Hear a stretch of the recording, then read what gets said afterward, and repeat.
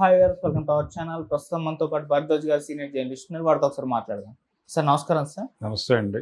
Sir, director Trivikram గారి పైన ఇప్పుడు హిందూ సంఘాలు ఫైర్ అవుతున్నాయని చెప్పేసి వార్తలు వస్తున్నాయి. సార్, అసలు నువ్వు మనిషివేనా అన్నట్టు కూడా కామెంట్స్ చేస్తున్నట్టుగా కూడా తెలుస్తుంది. మరి హిందువుల మనోభావాలు దెబ్బతీసే విధంగా ఏ విధంగా త్రివిక్రమ్ గారు ప్రవర్తించారు, ఎందుకు వీళ్ళు ఫైర్ అవుతున్నారు? మరి రీసెంట్ గా మనం చూసాం కీరవాణి గారి విషయంలో కూడా అదే జరిగింది. మరి ఇప్పుడు త్రివిక్రమ్ గారి విషయంలో అసలు ఏం జరిగింది సార్, ఎందుకు ఫైర్ అవుతున్నారు? కీరవాణి గారు కూడా వేరండి. అంటే ఆయన ఎక్కడో మాట్లాడాడు, ఆ మాట్లాడిన దాని మీద ఆవేశం. అంటే ఆయన యేసు ప్రభు తాలూకా అంటే ఆ పాటలు అవి చేశాడు. ఆయన చేసిన సందర్భంగా కొంచెం నాకు ఆ మతంలో ఏదో మానవత్వం కనిపించింది అన్న టోన్లో ఆయన ఎక్కడో ఏదో చేసిన కామెంట్ని పట్టుకొచ్చి ట్రోల్ చేశారు. అంటే ఈ ట్రోలర్స్కి రోజువారీ కార్యక్రమం, ఎవరో ఒకళ్ళని పట్టుకొని అటాక్ చేస్తే తప్ప వాళ్ళకి జీతాలు వెళ్ళవు. ఓకే, అంటే వాళ్ళ పెర్ఫార్మెన్స్ ఆధారంగా వాళ్ళకి పేమెంట్లు ఉంటాయి. కాబట్టి పెర్ఫామ్ చేయడానికి సొసైటీలో ఎవరినైనా పట్టుకుని దాడి చేస్తారు. దాడి చేయటమే ప్రోగ్రామ్గా, ఏ రోజు కంటెంట్ ఆ రోజు వెతుక్కోవడమే వాళ్ళు కూడా, మీడియా లాగానే దాదాపుగా. ఇటువంటి కండిషన్లో వాళ్ళకి వెతుకులాటలో బహుశా నేను అనుకోవడం ఇది దొరుకుంటుంది. అంటే ఆయన ఏదో సినిమాలో జులాయి అనుకుంటాను మేబీ, ఆ సినిమాలో రాజేంద్ర ప్రసాద్ గారు ఏదో దైవ ప్రార్థన చేసుకుంటూ ఉన్న ఫోటోలో ఆయన పూజ చేస్తున్న దేవుళ్లలో హిందూ దేవతల మధ్యలో ఒక పక్కన యేసుప్రభు ఫోటో కూడా ఉన్నట్టుగా ఉంది. అలా పెడతావా నువ్వు అనేది వీళ్ళ గొడవ. అన్ని మతాలకి అవకాశం ఉన్నటువంటి ఒక లౌకిక రాజ్యాంగం, లౌకికవాదము అనేది మన రాజ్యాంగంలో 42వ రాజ్యాంగ సవరణ నుంచి ఉంది అనే ఒక విషయాన్ని అంగీకరించాలి. ఇంకా అది పీకలేదు. అంటే కాన్స్టిట్యూషన్ని పూర్తి స్థాయిలో హైందవీకరించడం అనే పని ఇంకా జరగలేదు. కాబట్టి స్టిల్ మన రాజ్యాంగం సెక్యులర్ రాజ్యాంగం అనే అనుకోవాల్సి ఉంటుంది. ఒకవేళ అలా అనుకుంటే ఆ ఫోటో అక్కడ పెట్టడం తప్పేమీ కాదు. ఏ మతం అయినా సరే ఆ మతంలో ఏముందో తెలుసుకోవడానికి ప్రయత్నం చేయాలి తప్ప పక్క మతాలను తిడితే ఎంజాయ్ చేసేటువంటి, లేకపోతే పక్క మతాలను తిట్టడం ప్రోగ్రామ్గా పెట్టుకునేటువంటి ఒక యాటిట్యూడ్ డెవలప్ చేయటం ప్రోగ్రాం కాదు. కానీ వీళ్ళ ప్రోగ్రాం అలాగే నడుస్తుంది.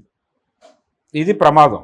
ఈ ప్రమాదంలో హిందూ మతం ఉంది. ఇప్పుడు ఈ యాటిట్యూడ్ని హిందుత్వ అనుకుంటే, ఈ హిందుత్వ అనేటువంటి యాటిట్యూడ్ వలన హిందూ మతానికి ప్రమాదం ఉంది.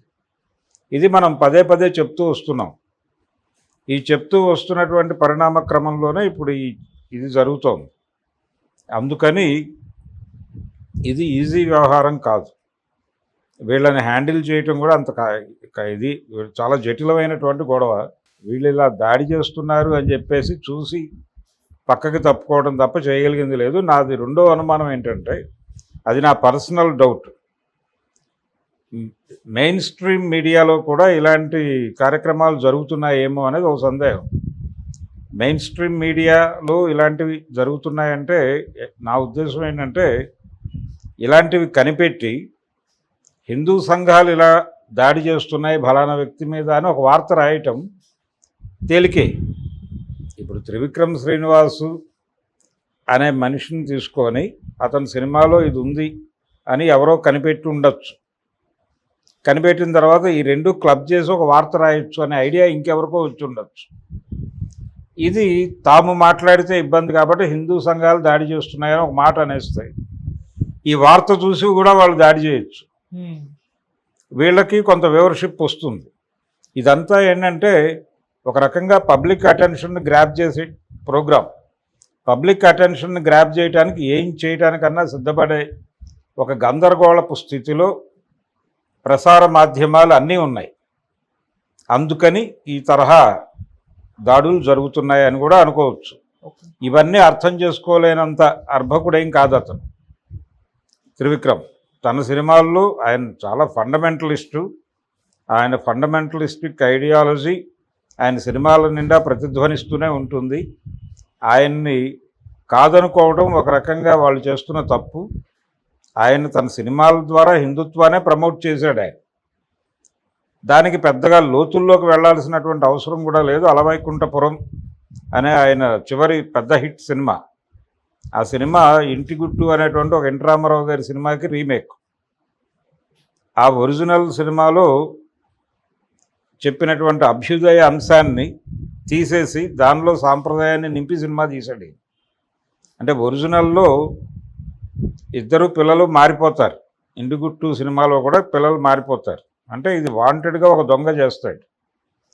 అంటే నా భార్య ప్రెగ్నెంటు కాబట్టి నాకు శిక్షలో కొంత తగ్గించండి అనే పద్ధతిలో జడ్జి గారిని ప్రాధేయపడతాడు. ప్రాధేయపడితే ఇంకో దొంగని కంటున్నావా నువ్వు అన్న పద్ధతిలో మాట్లాడతాడు.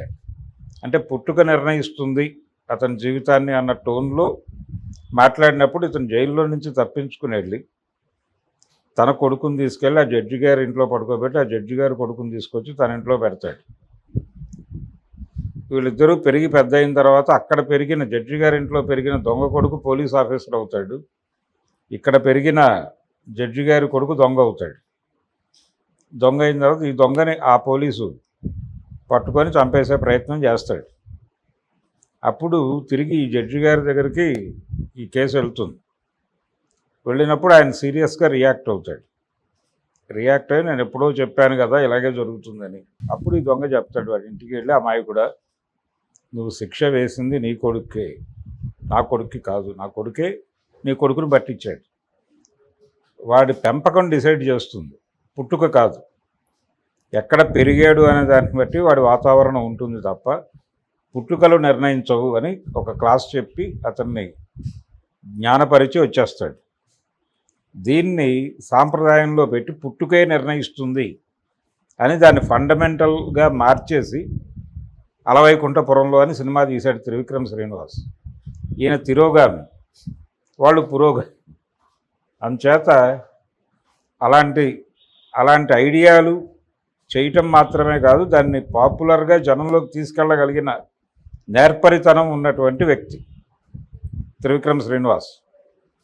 అతని అవసరం చాలా ఉంది వాళ్ళకి, హిందుత్వ శక్తులకి. అతన్ని వదిలేసుకుంటే ఎలా వాళ్ళు పాపం. రెండోది, ఆయన సినిమాలు మొదటి నుంచి కూడా ఆయన చిరునవ్వుతోనే ఒక సినిమాకి రాశాడు ఆయన రైటర్గా ఉన్న రోజుల్లో. ఆ రాసిన రోజుల్లో మొత్తం అతని సినిమాలన్నీ, స్వయంవరం కావచ్చు, అతను రచయితగా రాసిన నువ్వు నాకు నచ్చావు కావచ్చు, మల్లీశ్వరి, ఏదైనా తీసుకున్నా, ఏ సినిమా తీసుకున్నా దానిలో ఒక ఫండమెంటల్ లైన్ ఉంటుంది. అలాగే కొన్ని సంవత్సరాల క్రితం వామపక్షాలు ఇతర పార్టీలు ఈ దేశంలో ప్రవేశించిన తర్వాత వచ్చినటువంటి రకరకాల ప్రోగ్రెసివ్ ఐడియాలజీ అనే పేరుతో ముందుకొచ్చిన నాస్తిక హేతువాద వామపక్ష ఆలోచన విధానాలన్నీ కూడా తప్పు, అవి తొక్కేసినటువంటి అభిప్రాయాలు ఈ దేశానివి. ఆ అభిప్రాయాల ప్రకారం నడుచుకోవటం చాలా అవసరం అని సినిమా ఇండస్ట్రీలో ప్రకటించిన వాడు త్రివిక్రమ్ శ్రీనివాస్. అందుకని అతను పరమ ఫండమెంటలిస్టు, మోడర్న్గా కనిపిస్తాడు కానీ ఆయన ఐడియాలజీ అంతా అదే. అటువంటి వ్యక్తి మీద వీళ్ళు ఇలా దాడి చేయటం అనేది పాపం తెలియక చేసిన తప్పుగా క్షమించి వదిలేస్తాడు అనుకోండి. కీరవాణి గొడవ వేరు. కీరవాణి ఒక ఫిలసాఫికల్ లెవెల్లో తనకి అలా అర్థమైంది. ఆ అర్థమైన దాన్ని మాట్లాడే ప్రయత్నం చేశాడు, దాడి చేశారు, అది ఓకే. కానీ ఇది మెయిన్ స్ట్రీమ్ మీడియా క్రియేషన్ అనేమో అనుకుంటున్నాను నేను. అంటే వాళ్ళు ట్రోల్ చేస్తున్నారు అని అనిపించింది, రాస్తారు. ఇతని చరిత్ర ఏమిటి, ఇతని గొడవ ఏమిటి, ఇతని ఐడియాలజీ ఏమిటి, ఇంత చెక్ చేసి ఉండరు. అతను తీసిన సినిమాలో కొంచెం ఆర్డ్గా కనిపించింది ఓ ముక్క, అది జనరల్గా ఫేస్బుక్లో అక్కడ పెడుతూ ఉంటారు. ఇదేమిటి ఇతని సినిమాలో ఇలాంటి షాట్ వచ్చేసింది అని. అది సరదాగా నవ్వుకోవడానికి వాడతారు. దాన్ని థియరిటైజ్ చేసి దాన్ని ఒక వార్తగా వేసేసరికి ఇప్పుడు మనం మాట్లాడుకోవాల్సి వస్తుంది. ఇలా చేయటం కూడా మీడియా వ్యూహాల్లో భాగంగా మారిపోయింది.